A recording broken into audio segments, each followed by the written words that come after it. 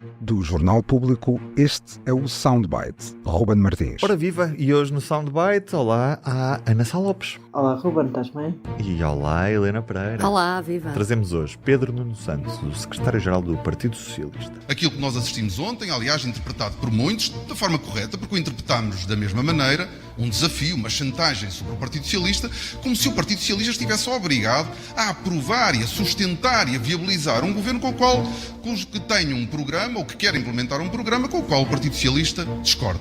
Ana, Pedro Nuno Santos veio falar nesta quarta-feira depois de ter sido encostado à parede por Luís Montenegro no discurso da tomada de posse desta terça. Na prática, Pedro Nuno Santos acabou por sacudir a pressão que Luís Montenegro lhe colocou, ou Pedro Nuno Santos não o conseguiu fazer? Eu acho que sim, que tentou desmontar aquela ideia peregrina de Luís Montenegro de que o PS tem que aprovar o programa do PSD sem que haja qualquer negociação, ou seja, porque o Luís Montenegro foi muito claro, como ontem já discutimos, este programa é para ser cumprido, este governo é para não sei quê, e o PS tem que nos apoiar, porque senão é a força de bloqueio. Basicamente foi isto.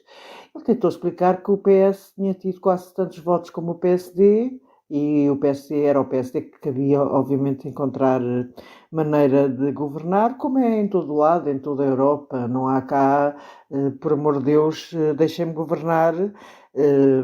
Volto a lembrar que Cavaco Silva, quando entrou com esses argumentos, já tinha muito tempo de governo. Não foi à cabeça que entrou com esses argumentos. Aliás, tentou negociar com os partidos. Portanto, aquela ideia de que estamos a repetir 85 é falsa. Não estamos a repetir 85. O PSD tem dito, os dirigentes têm dito muito de que se estão a inspirar em Cavaco Silva, mas Cavaco Silva não fez exatamente assim. Acho que Pedro Nuno Santos esteve bem, apareceu engraçado, apareceu assim, com um ar moderado, o início aparece com um ar muito moderado, porque eu acho que toda a gente pensa que cada passo em falso pode ser prejudicial a si próprio, uma vez que agora está na oposição e que os governos podem ser sempre beneficiados com eleições. Portanto, o próprio Pedro Nuno Santos, respondendo, na meu ver bem, a Montenegro, não o fê-lo ao ataque, e nós sabemos como Pedro Nuno Santos era capaz de fazer ataque se quisesse fazer o ataque, e não, foi até muito, tentou fazer ali um ataque muito suave, para o estilo que Pedro Nuno Santos era capaz de ter. Eu acho que ele pensou, ele sabe que as oposições, quando há eleições, correm sempre o risco de ser mais prejudicadas do que governos, então tem ali um jogo. Eu confesso que não jogo xadrez há imenso tempo, e também confesso que quando jogava perdia muitas vezes para o meu irmão. Mas estou com vontade de voltar a jogar xadrez para tentar lembrar-me e recordar e jogar aqueles passos, porque nós estamos a viver neste momento um jogo de xadrez completo. É um jogo, e este jogo vai manter-se até às próximas eleições, que nós não sabemos quando pode haver. Há a teoria de que Marcelo Rebelo de Sousa não convocará mesmo se o orçamento for chumbado, deixando que o governo governe em duodécimos com o orçamento do PS, que o PSD votou contra. Depois isto é tudo uma anedota, não é? Mas vamos ver se há orçamento retificativo ou não. Aí Pedro Nuno Santos já se dispôs a dar o aval caso aquelas medidas que estavam na realidade estavam no programa eleitoral dos dois partidos fossem avante, mas também aí não há pelo menos ainda não houve movimentação da parte do PSD para ter um acordo para esse orçamento retificativo, nem sabemos se vai haver orçamento retificativo. Também é muito cedo. É muito cedo. Há uma coisa muito importante que eu acho que Pedro Nuno Santos fez e disse ao desmontar, é que tem havido da parte do governo, do novo governo e dos dirigentes do PSD e da AD, a ideia de que os cofres cheios e que não se pode agora dar tudo a toda a gente. Agora, a verdade é que o programa da AD é que foi feito para dar tudo a toda a gente. Quer dizer, isto não... A ideia não é a oposição que está a pedir para dar tudo a toda a gente. O programa eleitoral da AD, que foi há pouco tempo discutido, já previa uma data de medidas e aumento de despesa e baixa de impostos. Era por isso que houve muita gente que achou que era um programa inexecuível.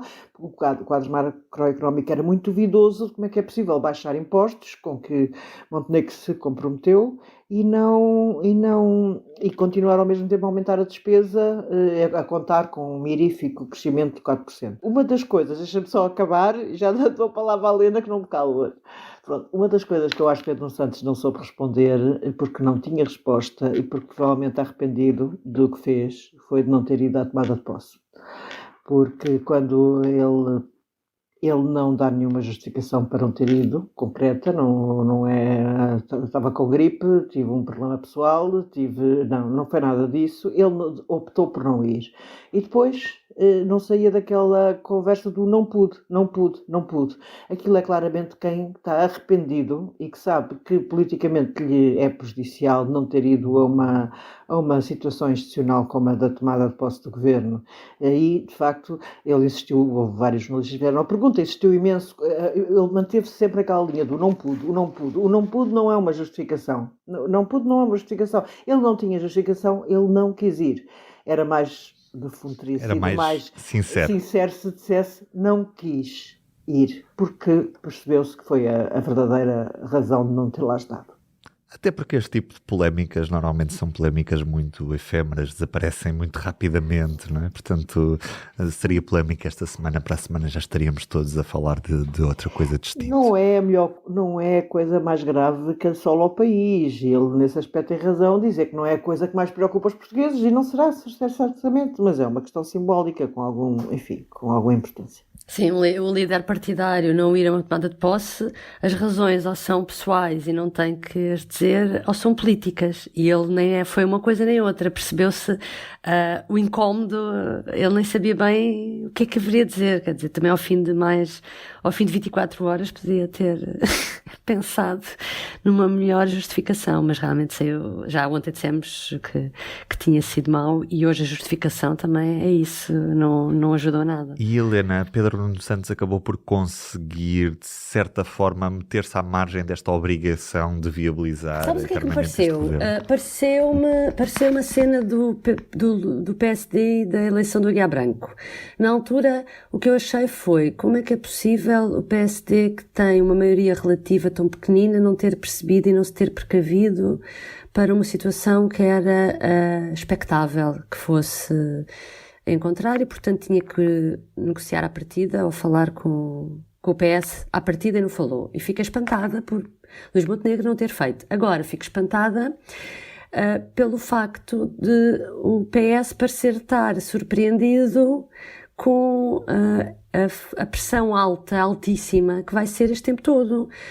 Realmente ontem houve um lado que foi muito duro para o PS o discurso de Montenegro. Agora, ontem perguntávamos porque é que o Pedro Nuno Santos não aparecia, ninguém sabia. Hoje de manhã perguntávamos então quem é que ia reagir, não sabia. E demorou algum tempo até Pedro Nuno Santos convocar a conferência de imprensa. Portanto, parecia que o PS ainda está a ter alguma dificuldade de reagir à alta pressão. É bom que se prepare, porque vai ser sempre assim, vai ser muito mais do que estávamos à espera.